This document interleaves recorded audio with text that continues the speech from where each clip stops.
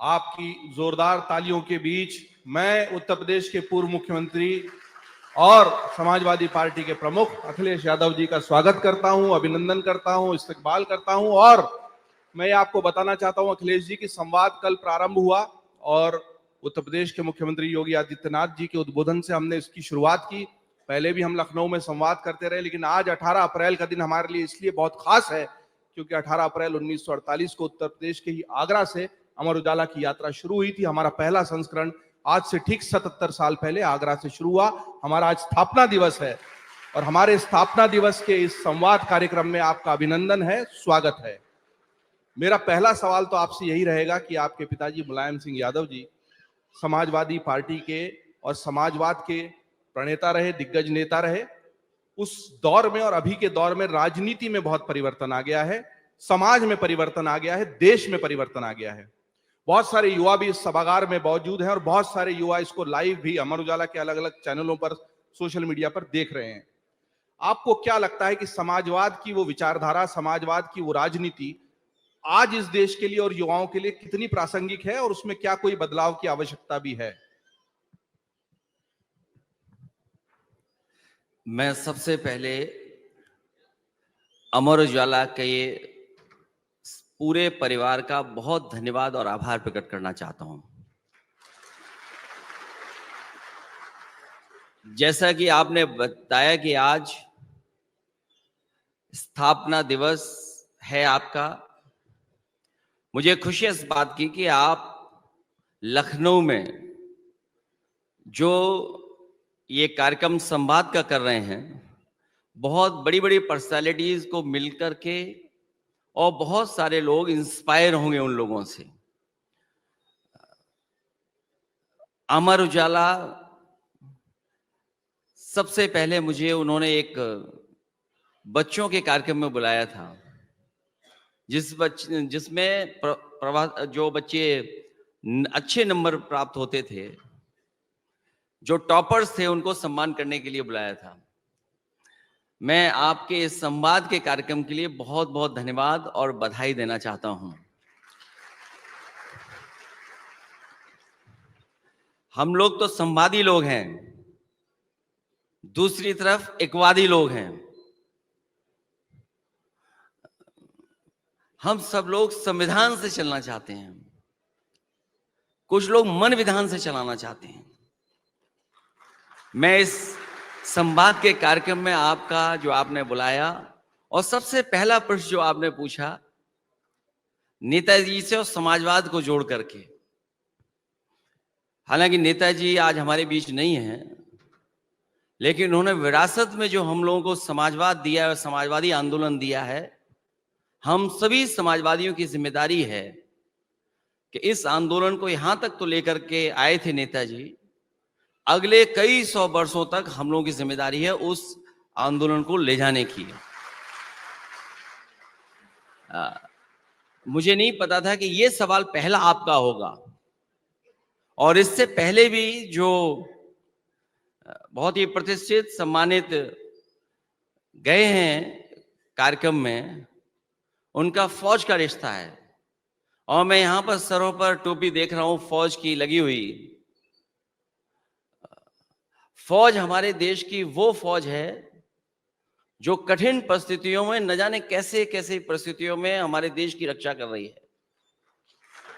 और एक एक फौजी यहां जानता होगा कि नेताजी के समय पर वो फैसला लिया गया था कि अगर कोई भी किसी सीमा पर कहीं भी शहीद अगर होगा फौज का, तो उसके घर परिवार तक पहुंचाने का काम सरकार करेगी। ये जिम्मेदारी ये नेताजी ने निभाई थी। और उसके बैकग्राउंड की बात केवल इतनी सी थी, जिस समय ये फैसला लिया जा रहा था, सरकार ये कह रही थी कि बजट कम है, बजट पर्याप्त नहीं है, हम कितने लोगों को घर पहुंचाएंगे। नेताजी ने उसी समय कहा कि अगर फौजी हमारे देश की रक्षा करता है, उसको सम्मान के लिए अगर घर पहुंचाने और परिवार के बीच में आखिरी समय पे पहुंचाने के लिए कितना भी बजट खर्च होगा, सरकार को बजट खर्चना चाहिए। और उस समय का फैसला आज भी है। ये नेताजी का हमारा एक बहुत इमोशनल रिश्ता फौज से जुड़ा हुआ है। कम लोग जानते होंगे और शायद बहुत लोग जानते हैं, कभी कभी वो कंफ्यूज हो जाते हैं सैनिक स्कूल में और मिलिट्री स्कूल में। सैनिक स्कूल में और मिलिट्री स्कूल में कंफ्यूज हो जाते हैं। मुझे नेताजी ने मिलिट्री स्कूल में पढ़ने का मौका दिया और उसी का परिणाम यह है कि आज भी हम लोग वो जो फौज में सिखाया गया था हम लोगों को, सुबह कितने बजे उठना है, कितने बजे पीटी होनी है, कितने बजे लंच होना है, कितने बजे स्पोर्ट्स होना है, कितने बजे डिनर होना है, और डिनर की ड्रेस क्या होगी, लंच की ड्रेस क्या होगी और स्पोर्ट्स की क्या ड्रेस होगी, जो कभी फौज में एनडीए में सिखाया जाता है, उस मिलिट्री स्कूल का पूरा टाइम टेबल वही था। नेताजी ने वहां भेजा, उसकी वजह से आज भी हम लोग राजनीति में सक्सेसफुल हैं।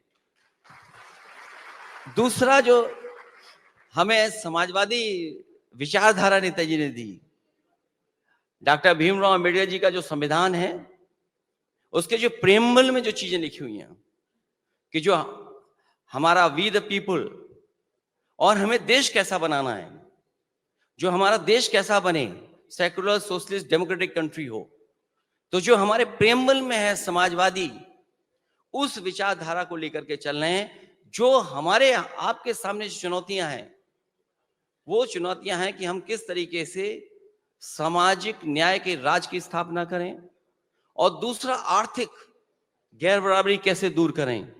ये दो जो चैलेंजेस हैं, उन्हीं चैलेंजेस के आसपास हम लोग राजनीति कर रहे हैं और हमारी कोशिश होगी कि अभी तक तो हम लोग मुकाबला कर करके आए हैं, आने वाले समय में इस प्रदेश में समाजवादी सरकार होगी और सामाजिक न्याय के राज की स्थापना के लिए हम लोग आगे बढ़ने का काम करेंगे। पूर्व सेनाध्यक्ष मनोज पांडे जी थे और आपने ठीक कहा, इसलिए बहुत सारे पूर्व सैनिक और बहुत सारे ऐसे युवा उत्तर प्रदेश के जो लखनऊ में आकर प्रशिक्षण ले रहे हैं ताकि वो सेना में भर्ती हो जाएं, वो भी अखिलेश जी हमारे बीच में। लेकिन मैं अपने अगले सवाल पर आऊंगा। और आपने कहा कि आगे आने वाले समय में समाजवादी पार्टी की फिर से सरकार बनेगी। लगता है 27 की तैयारियां भी अभी से ही जोरों पर शुरू हो गई और देश में तो चुनाव की तैयारियां हमेशा चलती है। लेकिन मैं पीछे जाता हूं, 12 से 17 वाला जो आपका कार्यकाल था, उसकी सबसे बड़ी उपलब्धि आपको क्या लगती है कि उस दौरान ऐसा क्या काम हुआ जिसको आप अभी भी याद करेंगे?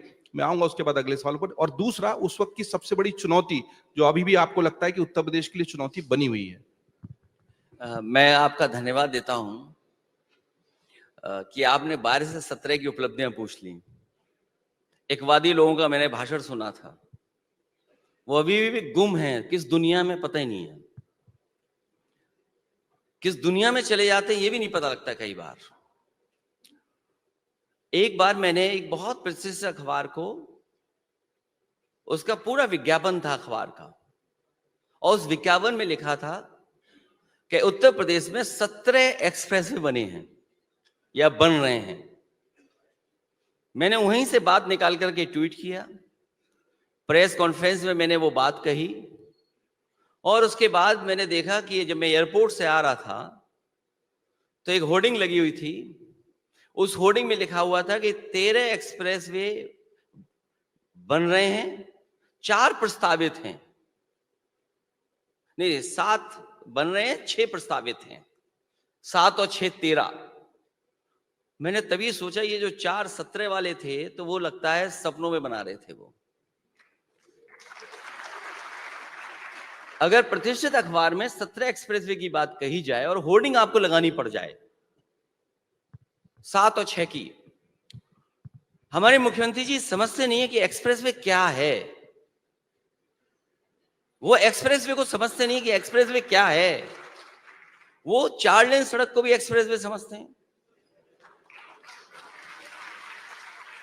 कोई सड़क बन जाए उसको एक्सप्रेसवे मान लेते हैं। और मैं आपसे कहना चाहता हूं कि यहां सब बुद्धिजीवी पढ़े लिखे लोग हैं। जिस समय समाजवादी पार्टी की सरकार में एक्सप्रेसवे बन रहा था, आगरा से लखनऊ वाला, उस समय इंडियन रोड कांग्रेस के मानक नहीं आए थे। जो इंडियन रोड कांग्रेस के मानक हैं उसके तहत एक्सप्रेसवे बनने चाहिए, उस समय एक्सप्रेसवे नहीं आया था। तो समाजवादी पार्टी ने रिकॉर्ड टाइम में, वो भी नेताजी की वजह से, हम लोगों ने रिकॉर्ड टाइम में 21 महीने में 323 किलोमीटर का 6 लेन एक्सप्रेसवे और एक्सपेंडेबल टू 8 लेन बना करके दिखाया। और जिस समय नेताजी से लॉन्च कराया था मैंने, मैं अपनी फौज का धन्यवाद देना चाहता हूं और आज फिर एक बार एयरफोर्स का धन्यवाद दूंगा कि एयरफोर्स ने मिलकर के उत्तर प्रदेश की सरकार के साथ काम किया और देश का वो पहला एक्सप्रेसवे बना जिस एक्सप्रेसवे पर इमरजेंसी के समय पर आप कोई भी बड़े से बड़ा एयरक्राफ्ट उतार सकते हैं। और जिस दिन उद्घाटन हुआ था उस दिन सुकोई ने, मिराज ने टचडाउन किया था और बाद में हरकुलिस जैसा विमान उतरा। और वो समाजवादियों की उपलब्धि थी कि जब देश के प्रधानमंत्री को एक्सप्रेसवे पे उतरना हुआ तो वो समाजवादियों के डिजाइन्ड टेक्नोलॉजी जो हम लोगों ने उस समय पार्ट उनके साथ बनाया था, उसी का परिणाम था कि हरकुलिस जैसा विमान भी उतरा था पूर्वांचल एक्सप्रेसवे पर। तो अभी तो शुरू नहीं किया मैंने। समाजवादी सरकार में जो उपलब्धियां थी 12 से 17 बहुत क्लियरिटी के साथ कि एक तरफ तो हमें इंफ्रास्ट्रक्चर का काम करना है। मैं इसलिए टोक रहा हूं, एक सबसे बड़ी उपलब्धि तो होगी बहुत। एक जो आपके जहन में अभी है, क्योंकि मुझे आगे इससे जुड़ा एक सवाल और पूछना है। आपका टाइम कम पड़ जाएगा, हमारे पास उपलब्धियां ढेर सारी, इसीलिए एक उपलब्धि पूछ रहा हूं। वही मैं 12 से 17 जो एक्सप्रेसवे डिजाइन किया उसका परिणाम ये है कि जो एनएचएआई आज सड़क बना रहा है, एनएचएआई ने भी कॉपी की हमारी डिजाइन की। अभी तक एनएचएआई क्या करता था, सड़क पर टोल लगा देता था। जब उन्होंने आगरा लखनऊ एक्सप्रेसवे देखा कि कोई भी टोल ऊपर नहीं है, सब टोल नीचे हैं, तो अब वो भी शुरू करने लगे। और देखिए हमारे मुख्यमंत्री जी का दिल कितना छोटा है। पूर्वांचल एक्सप्रेस में जो बनाए हैं वे साइड एमिनिटीज इतने छोटे बनाए हैं, जो चला होगा वो जानता होगा, इतने छोटे बनाए हैं। और हमारे यहां देखेंगे आप इतने बड़े बने हैं कि अगर 2 बस इकट्ठी आए तो 2 बस इकट्ठी शौचालय जा सकती हैं, तुरंत शौचालय जाए, अपनी गाड़ी में बैठे आगे चले जाएं। और जो एक्सप्रेसवे में इसलिए बोल रहा हूं क्योंकि एक्सप्रेसवे सबसे बड़ी उपलब्धि मैं इसलिए मानता हूं क्योंकि अमेरिका के बारे में कहा जाता था कि अमेरिका ने सड़कें बनाई और सड़कों ने अमेरिका बनाया। और मेरा मानना है कि अगर आप रफ्तार बढ़ा सकते हो तो अर्थव्यवस्था बढ़ा सकते हो। If you can double the speed you will triple the economy. और इसीलिए एक्सप्रेसवे उत्तर प्रदेश को हमने दिए। ये जो भाजपा वाले एक्सप्रेसवे बन रहे हैं, इसमें अगर आप तेज चले तो आपको डॉक्टर को दिखाना पड़ेगा, आपके कमर दर्द हो जाएगी या पेट दर्द हो जाएगा। और आप सोचिए, एक देश के प्रधानमंत्री जी ने उद्घाटन किया बुंदेलखंड एक्सप्रेसवे का। अगर देश के प्रधानमंत्री एक्सप्रेसवे का उद्घाटन करें तो वो हमसे भी अच्छा होना चाहिए। किस देश के प्रधानमंत्री उद्घाटन कर रहे हैं, और वो देश के प्रधानमंत्री जो विश्व गुरु हैं, दुनिया में उनकी पहचान है, परचम लहरा दुनिया में डंका बज रहा है उनका।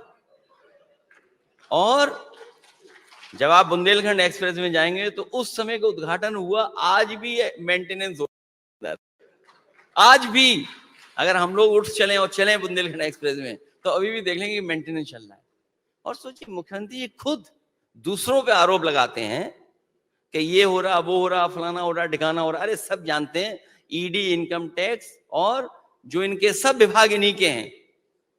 अभी जो हाथा पे छापा पड़ रहा है, हमारे गोरखपुर के लोग जानते होंगे, हाथा से झगड़ा कोई नया नहीं है, बहुत पुराना झगड़ा है, इसलिए उन्हें हाथा नहीं भाता है। सोचो, हाथा वाले नाराज हो गए सर। अखिलेश जी, तो एक मिनट, अभी तो एक्सप्रेस खत्म नहीं हुआ। एक्सप्रेसवे तो बहुत लंबा है, 200 किलोमीटर का है।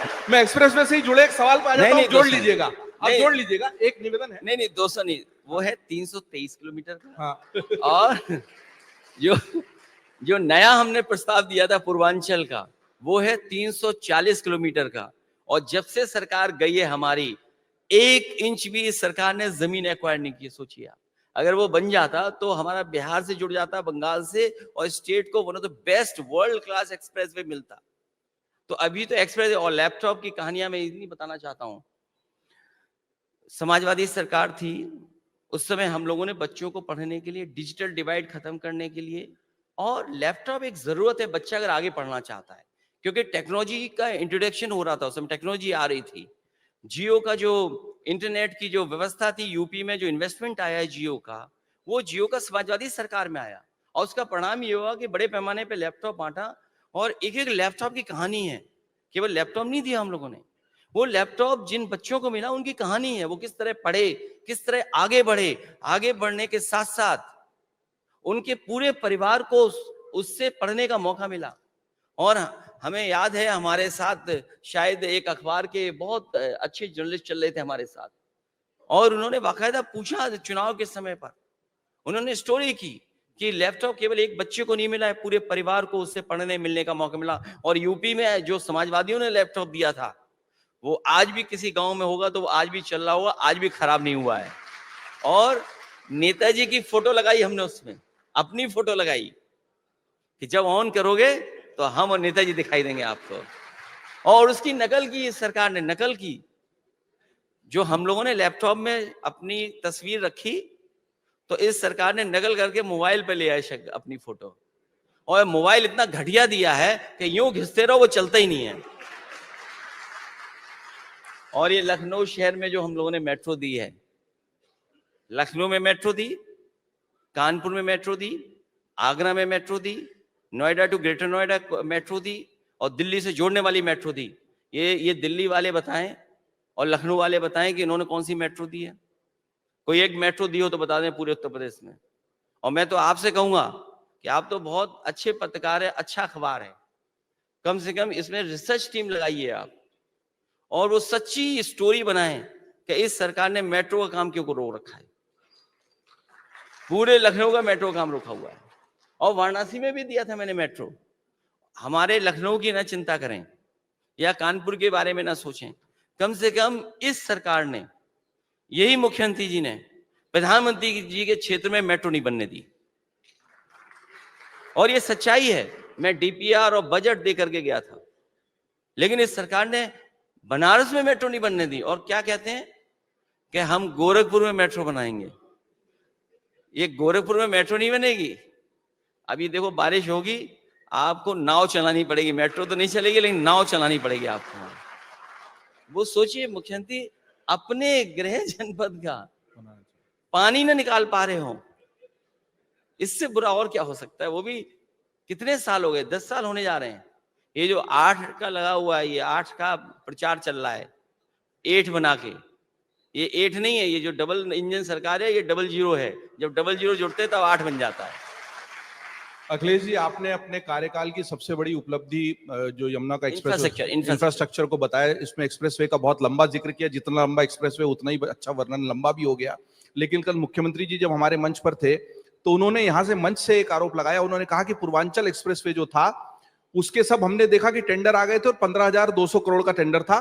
उन्होंने देखा इसमें शायद कुछ गड़बड़, उन्होंने फिर से टेंडर बुलवाया, वो फिर 15,200 करोड़ का आया। तो उनको लगा कि यार ये हर बार मतलब ऐसा कैसे हो गया कि वही का वही आंकड़ा आया। तो उन्होंने फिर टेक्निकल बिड और फिजिबिलिटी सारी एक साथ मंगाई और उसी एक्सप्रेसवे को 11,000 करोड़ में बना दिया। मतलब एक तो 4,000 करोड़ बचाए और दूसरा ये आरोप लगाया कि आपकी सरकार में ये गड़बड़ झाला था, इसलिए 15,200 करोड़ का टेंडर गड़बड़ था। देखिए, मैंने पहले भी कहा, मुख्यमंत्री जी ये बात नहीं समझते कि एक्सप्रेसवे क्या चीज है। और मुझे उम्मीद है आपके सवाल पूछने के बाद और मेरे जवाब के बाद उन अधिकारियों को बुलाएंगे जिन्होंने उनके कान भरे होंगे, उन अधिकारियों को बुलाएं कान भरे हो। और मैं ये कह के जा रहा हूं आपसे, जो इंडियन रोड कांग्रेस कहती है कि मीडियन जो एक्सप्रेसवे का होगा वो 12 मीटर से लेकर के 14 मीटर होगा। जिस समय आगरा लखनऊ एक्सप्रेसवे बना था उस समय इंडियन रोड कांग्रेस के मानक नहीं आए थे। जो पूर्वांचल एक्सप्रेसवे मैंने डिजाइन किया था उस समय सरकार में जो डिजाइन हुआ था वो आगरा लखनऊ एक्सप्रेसवे से भी बेहतर डिजाइन हुआ था, जिसका मीडियन 12 मीटर था। मीडियन का मतलब डिवाइडर, जो दो सड़कों के बीच की जो दूरी थी वो 12 मीटर थी, और सर्विस लेन थी, मंडियां थी, वे साइड एमिनिटीज थी। उसकी वजह से कॉस्ट बढ़ रही थी। आप ये बताइए, जो मीडियन था 12 मीटर का, अब कितना है मीडियन उसमें बताइए आप। दूसरा, सर्विस लेन बननी थी, मंडी की जगह लेनी थी। अगर एक भी मंडी बनी हो तो बता दीजिए आप। और मैंने पहले ही जिक्र किया, जो शौचालय बनाए वो ऐसे बनाए जिसमें कोई जा ही नहीं सकता है।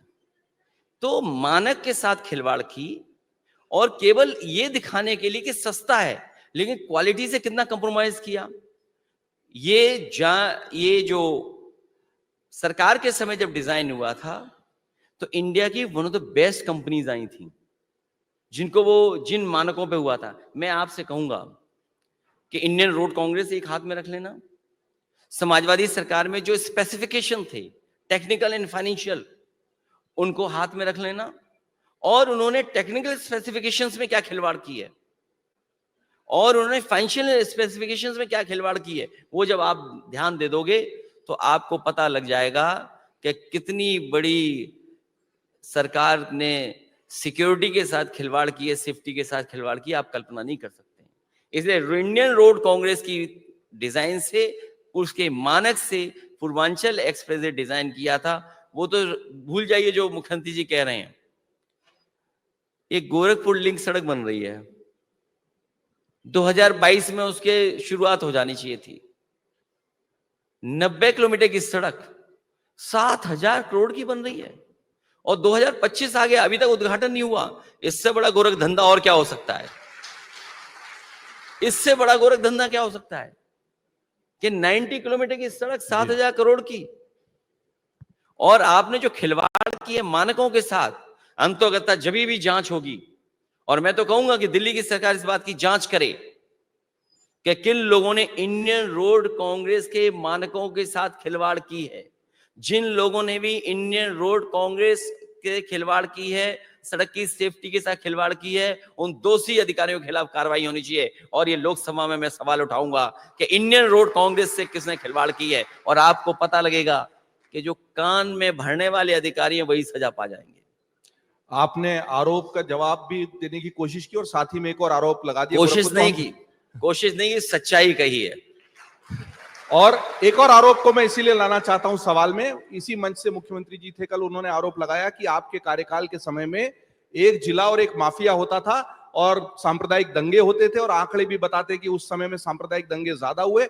हमारी सरकार में न केवल सांप्रदायिक दंगे रुक गए, बल्कि एक जिला एक माफिया की जो पहचान थी उत्तर प्रदेश की, वो बदलकर एक जिला एक मेडिकल कॉलेज की हो गई है और वो प्रगति के पथ पर बढ़ रहा है। लेकिन आपके समय में ऐसा नहीं था, एक जिला एक माफिया का आरोप लगा है मंच पर आपसे। इनकी एक ही उपलब्धि है, पकौड़ा और भगौड़ा। अभी तक की जो इनकी उपलब्धि है, बोला नौकरी, बोला पकौड़ा बनाइए और भगौड़ा। कितने भाग गए विदेश, सोचिए आप। तो जो लोग संभाल नहीं पा रहे हैं चीजों को, वो इस तरह के आरोप लगा रहे हैं। 1 डिस्ट्रिक्ट 1 मेडिकल कॉलेज कोई बीजेपी की देन नहीं है। ये मुझे याद है कि देश में कांग्रेस सरकार थी, गुलाम नबी आजाद साहब हेल्थ मिनिस्टर थे। उस समय वो आए, उन्होंने कहा कि हम लोग एक योजना चला रहे हैं। उस समय मैंने पक्ष रखा था ये कि अगर स्टेट गवर्नमेंट को आप पूरा पैसा दे दीजिए और स्टेट गवर्नमेंट को बनाने दीजिए, पूरा एक एक कर करके मेडिकल कॉलेज बनने दीजिए, पूरा बनने दीजिए। लेकिन मेडिकल कॉलेज नहीं बने उस समय। मुझे याद है कि सबसे पहला शाहजहांपुर का हम लोगों ने मेडिकल कॉलेज का शिलान्यास किया था।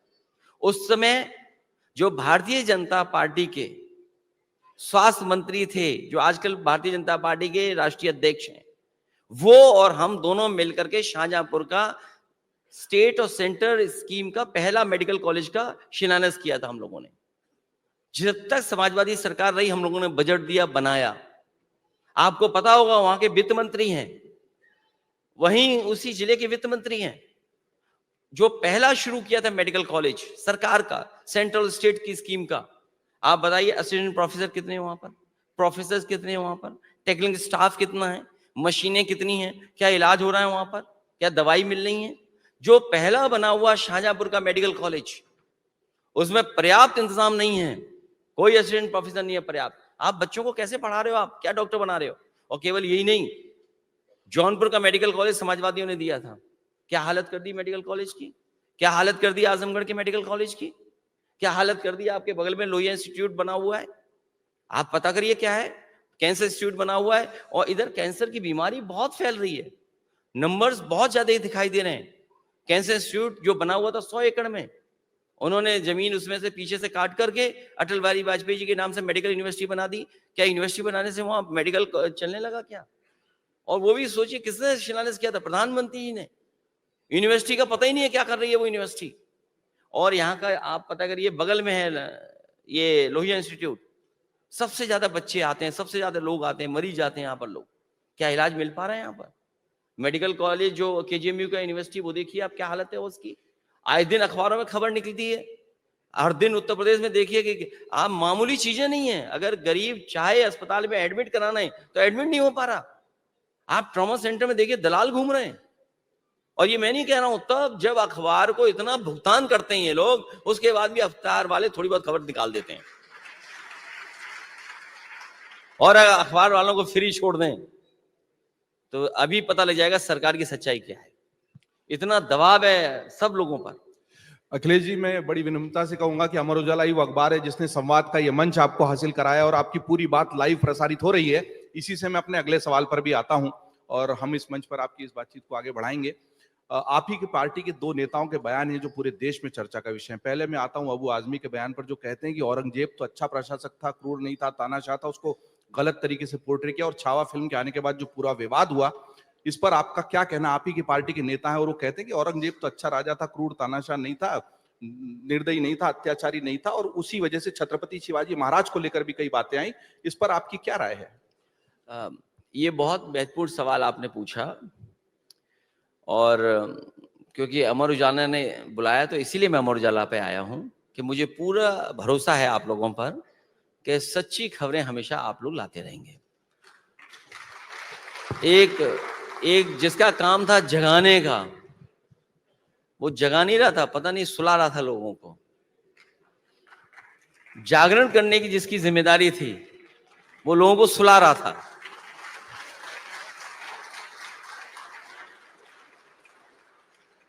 जो सवाल आपने पूछा, मैंने लोकसभा में भी कहा और जहां भी मुझे प्रेस मिली वहां पर मैंने कहा, जो इतिहास हमें सही दिशा न दिखा सके, जो इतिहास हमें प्रोग्रेसिव रास्ते पे न ले जा सके, जो इतिहास हमारे आपके बीच में खाई पैदा करे, उस इतिहास को इतिहास ही रहना देना चाहिए। इसीलिए मैंने अपनी पार्टी के लीडर से कहा, मैं आपके माध्यम से फिर कहता हूं, धार्मिक किसी पे भी हम लोगों को कोई भी टिप्पणी नहीं करनी है। और इसके साथ साथ कोई भी ऐसी बात नहीं कहनी है जो नकारात्मक चीजें पैदा करे, क्योंकि बीजेपी अपॉर्चुनिटी ढूंढने का तैयारी रखती है। उसका लक्ष्य है कि मुख्य मुद्दों से हम लोग ध्यान हटा के रखें। आज सूची आई है, मान लीजिए कुछ दिन पहले, दुनिया के 100 इन्फ्लुएंशियल लोगों की, भारत का कोई इन्फ्लुएंशियल आदमी नहीं उस सूची में। और इसलिए नहीं क्योंकि यहां पर दुनिया जान रही है कि डेमोक्रेसी खतरे में है, नकारात्मक काम हो रहे हैं, यहां बुलडोजर चल रहे हैं, यहां पर झूठा फंसाया जा रहा है पॉलिटिकल लोगों को।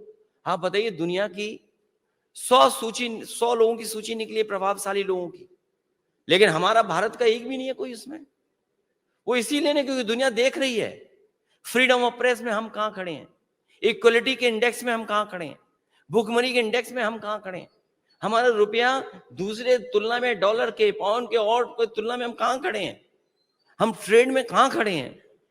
तो तमाम चीजें, तमाम मानकों की वजह से, जो भारतीय जनता पार्टी का काम करने का तरीका है, उसकी वजह से हम लोग कहीं दिखाई नहीं दे रहे हैं दुनिया में। और फिर अल्पसंख्यकों पे हमला हो रहा है, जैन समाज को भी हमला कर दिया उनके ऊपर। जो जैन समाज बहुत शांतिपूर्ण ढंग से, और उनकी जमीनों पे कब्जा शुरू हो गया। ये पता नहीं क्या है भारतीय जनता पार्टी के अंदर कि अगर वो जमीन देख लें तो बस कब्जा कर लेंगे। ये भारतीय जनता पार्टी नहीं है, भारतीय जमीनी पार्टी है। ये जमीन दे करके कब्जा करने वाली पार्टी है। और कई उदाहरण है मेरे पे, अगर उदाहरण कोई जानना चाहे तो और उदाहरण लेंगे अखिलेश जी। बस मैं वापस उसी सवाल पे इसलिए आऊंगा कि आपने जो बात कही कि धर्म के बारे में ऐसी बात नहीं करना चाहिए, विद्वेष, तो आप ये मानते हैं कि अबू आजमी ने जो बयान दिया वो गलत था? नहीं, जिन परिस्थिति में उन्होंने दिया, पता नहीं वो किस भाव से क्या कहना चाहते थे। सही था या गलत? नहीं, मैं दूसरी बात कहता हूं आपसे। अगर मैं ये इतना बता देंगे कि वो बयान सही था या गलत तो आसानी हो जाएगी। मैं दूसरी बात कह देता हूं। अगर मैं ये कह दूं कि सम्राट अकबर भी पदयात्रा करते हुए भगवान कृष्ण के भजन सुनने गए थे, तो कहो बीजेपी इसका तमाशा बना दे? कहीं इतिहास में तो कहीं है ही नहीं है। ये देखिए मुगल वाले लोग हैं। अब देखिए उदाहरण देखिए आप, वर्ल्ड का और यूरोप के एक बहुत बड़े आर्किटेक्ट को मैंने हायर किया और हायर कर करके एक मुगल म्यूजियम बनाने की कोशिश की। मैंने मुगल म्यूजियम बनाया मैंने आगरा में। और मुगल म्यूजियम इसलिए बनाया कि जो हमारा आर्किटेक्चर है, लिटरेचर है, हमारा जो ट्रेडिशंस हैं, हमारा जो फूड है, और ये इसकी नॉलेज हो लोगों को कि किस तरीके से हम मिली जुली संस्कृति या गंगा जमुनी संस्कृति या सदियों से हम मिलजुल करके कैसे रह रहे हैं। क्योंकि मुगल एम्पायर और मुगल की वजह से ताज देखने आते हैं लोग, तो इसलिए मुगल म्यूजियम बनाया। मुख्यमंत्री जी गए, बोला नहीं मुगल म्यूजियम नहीं होगा, ये छत्रपति शिवाजी महाराज जी के नाम से होगा। हमने कहा बहुत अच्छी बात है, छत्रपति शिवाजी महाराज जी के नाम से कर दो। तो हमने कहा कि उनकी मां की भी प्रतिमा यहां लग जाएगी। आप नाम बदल रहे हो, पॉलिटिकल लाभ लेना चाहते हो, लेकिन दुनिया का one of the best architect से जो मुगल म्यूजियम बन रहा था, आज भी आपने बजट नहीं दिया। 8 या 9 साल हो गए, बंद पड़ गया उसको। आपकी छवि क्या बनेगी दुनिया में? क्योंकि मुगल म्यूजियम नाम था इसलिए उसको नहीं बना रहे थे। अब जैसे होटल ताज है, मैं तो कहूंगा भारतीय जनता पार्टी के लोग आंदोलन करें कि पूरे देश में जितने भी ताज होटल हैं इसका नाम बदल देना चाहिए। और अगर ये भारतीय जनता पार्टी के लोग आंदोलन नहीं करेंगे तो समाजवादी लोग वहां पर जाकर के पत्र लिखेंगे कि टाटा जो सबसे बड़ा देश का उद्योगपति है वो ताज का नाम इस्तेमाल नहीं करे, इसको हटाए। क्या ये संभव है? बिल्कुल ठीक बात की अखिलेश जी आपने, और आपने एक बहुत अच्छी बात तो ये की कि मुझे इतिहास से जो चीजें खाई पैदा करती हैं। मैं ये चाहता हूं कि हमारे ये बीजेपी के लोग जो झगड़ा कर रहे हो, खासकर हमारे यूपी वाले, इनसे कहना, ये जो गमछा मैं पहन के आया, हालांकि मैं लाल पहनता हूं, आपने सवाल ही नहीं पूछा रंग क्यों बदल आया। मैं इसलिए पहन के आया कि अभी मैं पुरी गया था, जगन्नाथ, जय जगन्नाथ जी, वहां जगन्नाथ धाम पे होकर के आया मैं जी। मुझे जानकारी मिली है योगी जी गए नहीं अभी तक। आप बताइए, आप तो वहां का गमछा है? नहीं, वो गए नहीं अभी तक। गमछा तो इसलिए पहन के आया कि आपको याद दिला दूं आपके माध्यम से उन्हें। ठीक है, आपने याद दिलाया। वो गए नहीं है तो इसका मतलब मैं ये कहूं कि वो हिंदू नहीं है क्या? ये मैं नहीं कह सकता। अगर मैं बीजेपी का होता तो मैं कह देता वो हिंदू ही नहीं है, वो खराब हिंदू है। क्योंकि अगर सच्चा हिंदू है तो स्वामी विवेकानंद जी ने जो कहा कि यूनिवर्सल एक्सेप्टेंस और टॉलरेंस हमारा धर्म सिखाता है, जब उन्होंने शिकागो में भाषण दिया तो उन्होंने भाषण ये दिया कि हम उस देश के, उस धरती से आते हैं जो देश और जिस देश का धर्म हमें ये सिखाता है कि हम सबको स्वीकार कर लेते हैं। यूनिवर्सल एक्सेप्टेंस हमारा धर्म सिखाता है, सहिष्णुता सिखाता है, टॉलरेंस सिखाता है हमारा धर्म। बताइए विवेकानंद जी की कितनी बात मानते हैं? केवल वस्त्र पहन लेते उन जैसे, बोले हम हो गए विवेकानंद। तो वस्त्र से कोई योगी नहीं हो सकता है, विचार से योगी हो सकता है। इस लोकतांत्रिक देश में आप डंडे की बात करेंगे आप? अरे जो खुद ही अंडा है वो डंडे की बात ही तो करेंगे, और क्या बात करेंगे? क्योंकि आप ये बताइए, नया शब्द आ गया जीरो पॉवर्टी। ये क्या है जीरो पॉवर्टी? कभी अंग्रेज या दूसरे मुल्क के देश के लोग इस्तेमाल करते हैं जीरो पॉवर्टी, बोले जीरो पॉवर्टी होगी उत्तर प्रदेश में। जीरो को हम लोग अंडा भी कहते हैं, तो जीरो पॉवर्टी हो गई क्या? 8 साल बाद जीरो पॉवर्टी। और फिर आप कहते हैं हम ये लॉ एंड ऑर्डर को लेकर के जीरो टॉलरेंस है। आप किसी के साथ भी अन्याय कर दे रहे हो, आप किसी पे भी झूठे मुकदमे लगा दे रहे हो, आप किसी को भी जेल भेज दे रहे हो, आप किसी की भी इनकाउंटर कर दे रहे हो, हत्या कर दे रहे हो। बस्ती में एक उपाध्याय नौजवान बच्चा इसलिए मार दिया पुलिस ने पीट पीट करके क्योंकि उसे 5,000 रुपए मांगे जा रहे थे। पूरे उत्तर प्रदेश के लोग जानते हैं कि पुलिस वाले 5,000 रुपए मांग रहे थे, उसमें 5,000 रुपए नहीं थे। इसी तरह मुझे याद है मुस्लिम एक लड़का, टिकटॉक उस समय चलता था, टिकटॉक चलता था, जौनपुर का मुस्लिम बेटा क्योंकि टिकटॉक बना लिया था, पुलिस ने पकड़ लिया, उसके पिताजी से पैसे मांग रहे थे, उसकी भी जान चली गई।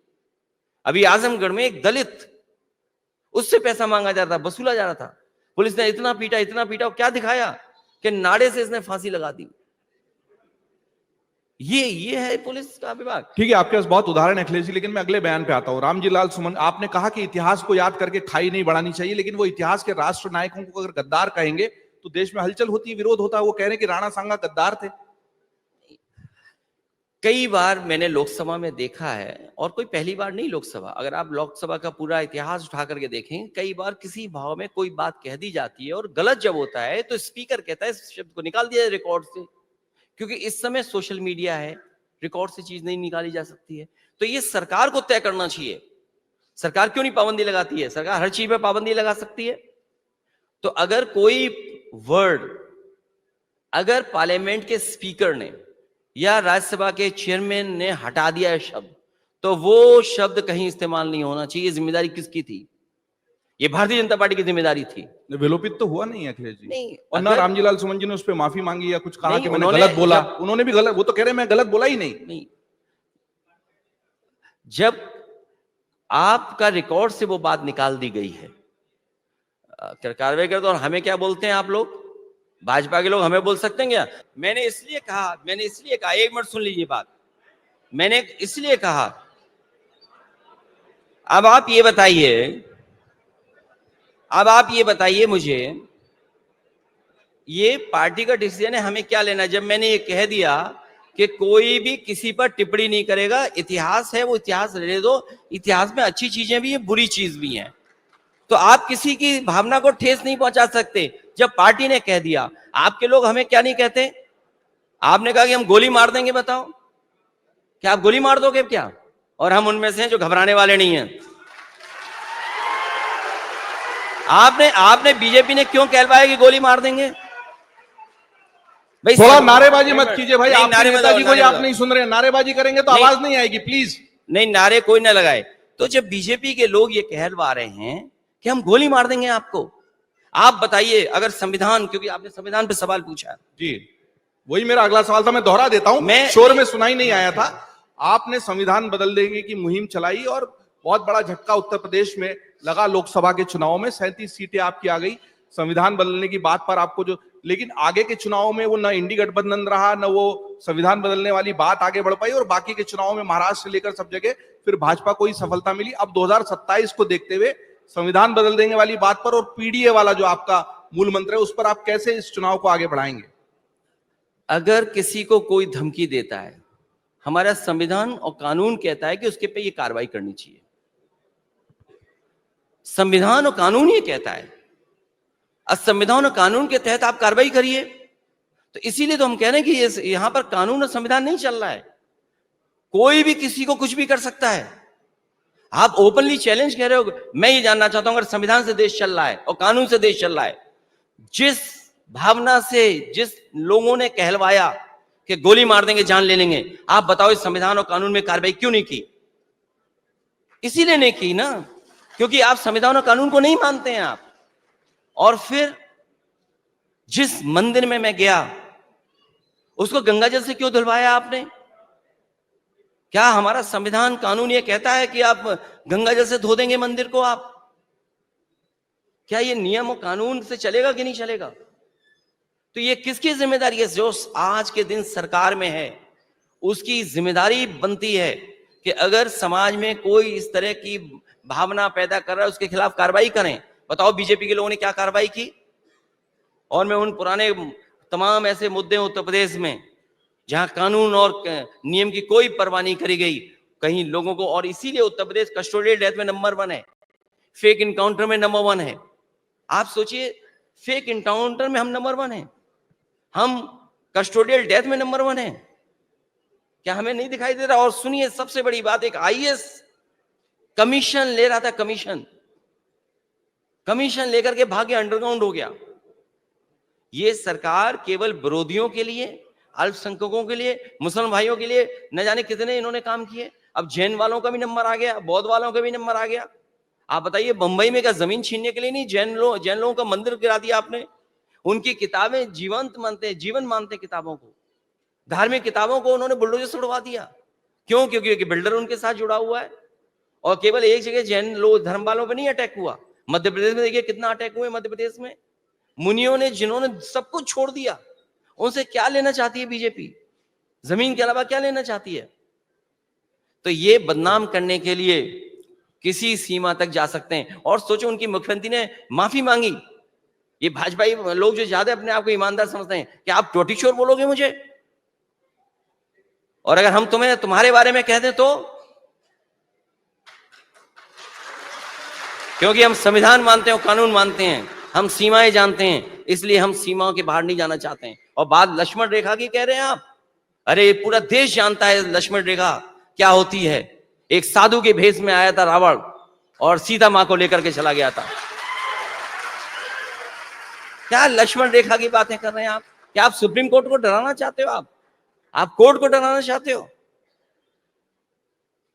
अखिलेश जी, मैं अगले सवाल पर आता हूं। आपने लोकसभा की बात की, लोकसभा की कार्रवाई की बात की और बहुत गंभीर मुद्दे पर हम चर्चा कर रहे थे। और वहीं पर लोकसभा में एक बहुत गंभीर संविधान संशोधन का जो प्रस्ताव था, वक्फ बिल में संशोधन करना था, वक्फ बिल के संशोधन प्रस्ताव पर चर्चा हो रही थी। और उस प्रस्ताव पर चर्चा के दौरान आपने गृह मंत्री अमित शाह से लोगों कहा कि भाजपा तो अपना अध्यक्ष भी नहीं ढूंढ पा रही। और उन्होंने कहा कि भाजपा में इसलिए दिक्कत होती है कि लाखों लोगों में से किसी कार्यकर्ता में से अध्यक्ष चुन पड़ता है, लेकिन आपके मामले में तो अगले 25 साल तक भी ऐसा नहीं कहा जा सकता।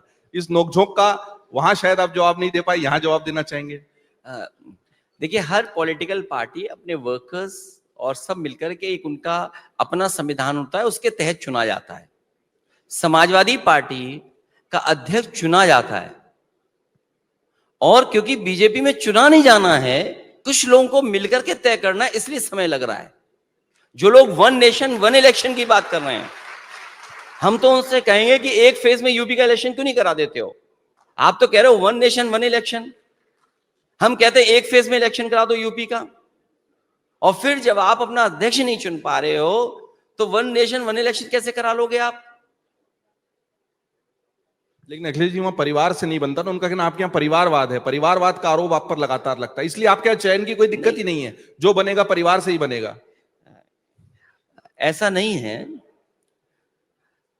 परिवार से बनना न बनना, उसे अपनी काबिलियत दिखानी पड़ेगी और बिना काबिलियत के कोई अध्यक्ष नहीं बनकर के रह सकता है। और समय और परिस्थिति के हिसाब से फैसले ले जाते हैं। बीजेपी वाले दूसरों की तो चिंता कर रहे हैं, अपने परिवारवाद की चिंता नहीं कर रहे हैं। वो खुद ही परिवार से जुड़े हुए लोग हैं, वो खुद ही अपने परिवार है एक उनका। वो अपने आप को तो सबसे बड़ा परिवार कहते हैं, उससे खतरनाक परिवार कौन हो सकता है? और फिर जो परिवारवादी बातें कर रहे हैं, कहां परिवारवाद नहीं है? जो यहां के मुख्यमंत्री जी हैं, हमसे पहले चुने गए हैं। वो क्यों चुने गए हैं? उनका रिश्ता मठ से क्या था? अगर उनकी रिश्तेदारी नहीं होती मठ से तो शायद उन्हें यह मौका नहीं मिलता। बीजेपी में भरा पड़ा है परिवारवाद। कल्याण सिंह जी के परिवार के लोग नहीं है क्या राजनीति में? हम उनका बहुत सम्मान करते हैं, राजनाथ सिंह जी का, उनके परिवार के लोग भी हैं। मध्य प्रदेश चले जाओ, महाराष्ट्र चले जाओ, किस प्रदेश में परिवारवाद नहीं है? तो परिवारवाद तो भरा पड़ा है दूसरों को बदनाम करने के लिए। और फिर परिवारवाद केवल यहीं क्यों देख रहे हो आप? हर फील्ड में क्यों नहीं देखते हो?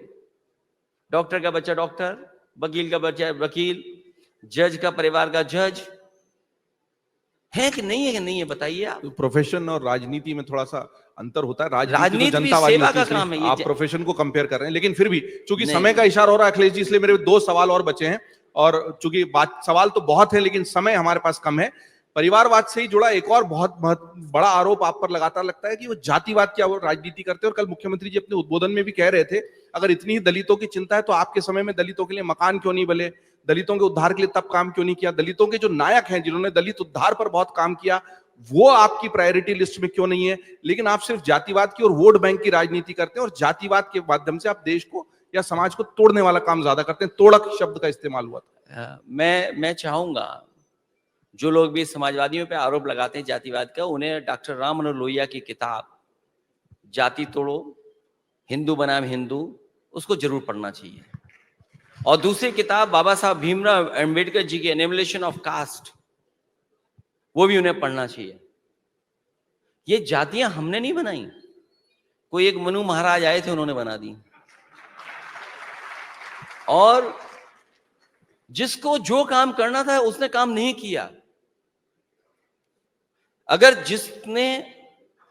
जिसका जो काम था अगर वो काम करता तो आज हमारा देश अशिक्षित नहीं होता, अनपढ़ नहीं होता, और हमारा देश गुलाम भी नहीं होता। हम मुगलों से भी गुलाम रहे और हम अंग्रेजों से भी गुलाम रहे। तो जिसको जो काम करना था वो काम किया नहीं, उसी का परिणाम यह है कि आज सबसे ज्यादा हम अशिक्षित हैं और सबसे ज्यादा हमारा देश गुलाम भी रहा।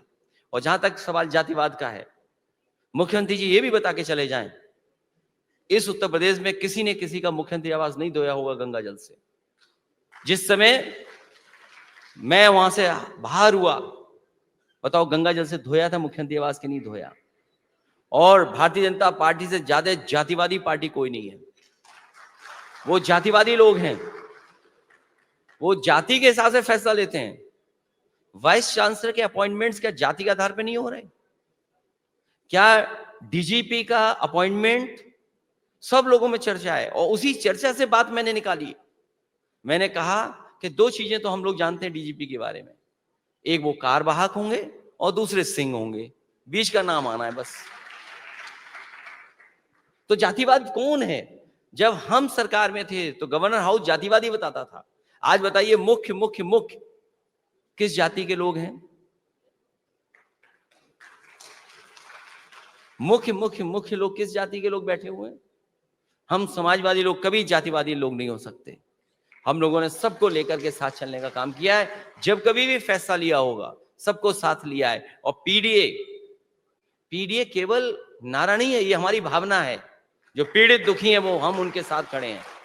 जो पिछड़े दलित आदिवासी जिनके साथ अन्याय हो रहा है, पीड़ित दुखी पिछड़े दलित और हमारे मुसलमान भाई, जैन समाज, बौद्धिज्म, इन सब के साथ हम लोग खड़े हुए हैं। क्योंकि समय समय पर ये सरकार उनकी भी छीन रही है। बौद्ध धर्म के स्थानों को छीन रही सरकार, बीजेपी के लोग छीन रहे हैं। ये जो मुस्लिम भाइयों के वो स्थानों को बीजेपी वाले छीनना चाहते हैं। जैनियों का उदाहरण है, छीनना चाहते हैं। इसीलिए मैंने कहा कि सबसे बड़ी भूमाफिया पार्टी अगर कोई है तो वो भारतीय जनता पार्टी है। तो आप सुन रहे थे उत्तर प्रदेश के पूर्व मुख्यमंत्री और समाजवादी पार्टी के प्रमुख अखिलेश यादव जी को। संवाद का मंच है, सार्थक संवाद का मंच है, इसलिए जिस तरह हर वर्ग का प्रतिनिधित्व होता है वैसे ही हर राजनीतिक विचारधारा का भी प्रतिनिधित्व हो। यह अमर उजाला की सोच है। आज स्थापना दिवस के दिन इसी सोच के साथ अखिलेश यादव जी आप आए। सवाल तो बहुत सारे हैं। आपने जो मुगल काल को और अंग्रेजों के काल को जोड़कर 1000 वर्ष की गुलामी बताई, वो भी एक सवाल हो सकता है। लेकिन हम उम्मीद करेंगे कि संवाद का सिलसिला यहाँ रुकेगा नहीं, आगे बढ़ेगा। अभी समय की सीमा है, आपकी भी व्यस्तताएं, लेकिन आपने अमर उजाला के संवाद के मंच पर आकर अपना वक्त दिया, अपनी बात रखी। आपका बहुत बहुत धन्यवाद। बहुत धन्यवाद आपका। अमर उजाला का बहुत बहुत धन्यवाद। मैं आभार प्रकट करता हूं।